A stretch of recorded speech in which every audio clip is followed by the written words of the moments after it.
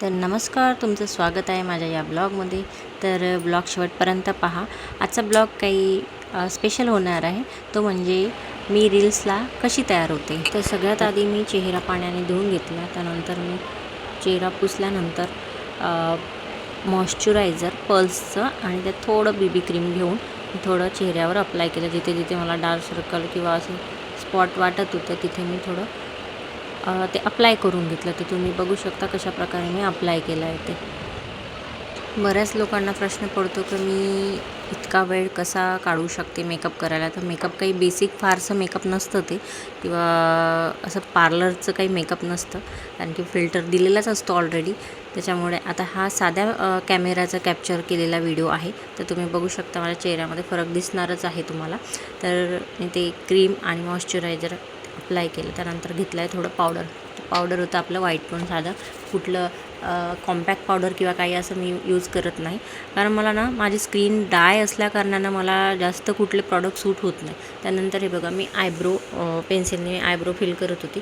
मला याची गरज आहे, कारण माझे आयब्रो फार कमी आहेत पण ते पण डार्क नाहीत. त्या कारणाने मला थोडा डार्क करावं लागतं, त्याने चेहरा थोडा आकर्षित दिसतो. आणि हे बघा, लिपस्टिक पण आहेत, पण माझ्या असं इतकं जीवावर येतं, मी कुठलं असं मॅचिंग वगैरे लावत नाही. त्या कारणाने मला जे दिसलं किंवा जे पॉसिबल असलं कॅरी करायला किंवा यूज करायला, ते मी असं हलकं लाईटली लावून घेते. त्यानंतर मी घेतलं आहे रिनीची काजळची पेन्सिल. तर ती 24 आवर्स आहे आणि इतका छान रिझल्ट आहे, तुम्ही पण नक्की यूज करून बघा. ती मला मिळाली 270 काहीतरीला मिळाली, पण खूप छान रिझल्ट आहे. म्हणजे एकदा तुम्ही अप्लाय केलं की डायरेक्ट तुम्ही फेसवॉश जरी केला तरी ती खूप घासून काढावं लागेल तुम्हाला कपड्याने, तेव्हा कुठे त्याचा तो डार्कपणा निघतो. त्या काजळच्या पेन्सिलची स्पेशालिटी अशी आहे की ती मर्ज होत नाही, म्हणजे काजळ पसरत नाही आपल्या खाली, त्याच्यामुळे ते कॉन्स्टंट जसं आहे तसं लागलेलं असतं. त्यानंतर घेतलं मी हे आयशॅडो पॅलेट. माझ्या या आयशॅडो पॅलेटला 3-4 वर्ष झाले असतील, पण मी 1 किंवा 2च कलर यूज करते आणि ते पण मला प्रॉपर असा आय मेकअप करता येत नाही. मला हवा तसा मी फक्त टचअप देत असते. आता ब्राऊन माझं कुर्ती होती, त्या कारणाने मी ब्राऊन टचअप दिला. ते पण असं डार्क किंवा काही नाही, एकदम नॅचरल असा वाटेल लूक तसा टचअप दिला. तुम्ही बघू शकता असं आयशॅडो लावलेला आहे असं एकदम पाहिल्याबरोबर जाणवणार. त्यानंतर मी घेतलेलं आहे ब्लू हेव्हनचं आयलायनर. तर आयलायनर बघू शकता. आता मला थोडी गडबड झाली आहे आयलायनर लावताना, असं सहसा होत नाही, कारण की मला हॅबिट आहे प्रॉपरली लगेच 1 ते 2 मिनटात माझ्या दोन्ही डोळ्यांचं आयलायनर लागून जातं. पण झालं असं की मी कॅमेरासमोर ते तुम्हाला दाखवण्याकरिता आयलायनर अप्लाय करत होती, त्यामुळे ते माझं थोडं विस्कटलेलं होतं. तर बघू शकता तुम्ही, एका डोळ्याचं विंग्स वेगळं झालेलं आणि दुसऱ्या डोळ्याचं विंग्स प्रॉपर झालेलं. तर असो, पण मी तुम्हाला 2 मिनटात तरी नाही, पण 5 मिनटात कशी रेडी होते ते तुम्हाला दाखवायचं होतं या व्हिडिओ थ्रू. ते मी दाखवलं. मग घेतले माझे आवडते इयररिंग्स. मी कशी रेडी होते हे दाखवायचं होतं, त्यामुळे मला तो कॅमेरासमोर व्हिडिओ आणि मेकअप करायला थोडा वेळ लागला, पण इतका वेळ मोस्टली लागत नाही.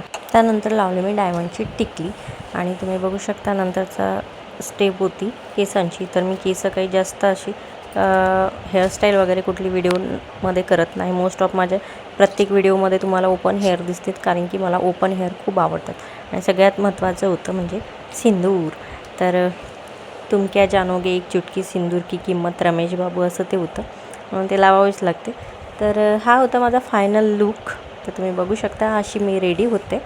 आणि बाकी काही तुम्हाला व्हिडिओमध्ये कमी जास्त दिसत असेल तर ते असतं ज्वेलरी आणि फिल्टरचा कमाल. तर हा आहे सिम्पल कॅमेरामधला माझा व्हिडिओ आणि चेहरा. तर मला टिकली ती नव्हती हवी, तर तुम्हाला दाखवायची होती. डेली यूजमध्ये मी जी टिकली वेल्वेटची लावते ब्राऊन, तर ती मला लावायची होती. त्याच्यामुळे तुम्हाला परफेक्ट लूक कळेल माझा की मी कशी दिसते. तर बघू शकता तुम्ही, ही टिकली लावल्यानंतर जी नेहमी तुम्हाला मी व्हिडिओमध्ये दिसते तसा तो माझा फायनल लूक आलेला होता. तर बघा असा माझा लूक. नक्की सांगा माझा सिम्पल आणि सोबर मेकअप कसा वाटला आणि मी कशी दिसते, तर नक्की कमेंट करून मग सांगा. आणि व्हिडिओ आवडल्यास लाईक शेअर नक्की करा आणि चॅनलला सबस्क्राईब करा.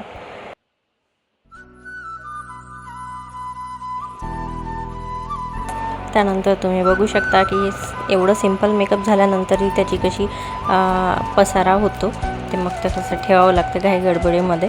पण हे डेली आणि ॲज युजल नेहमीप्रमाणेच असतं. बाकी गोष्टींना, बाकी ज्वेलरी वगैरेला तर हात लावलाच नाही, ते डबे आउटसाईडच आहेत.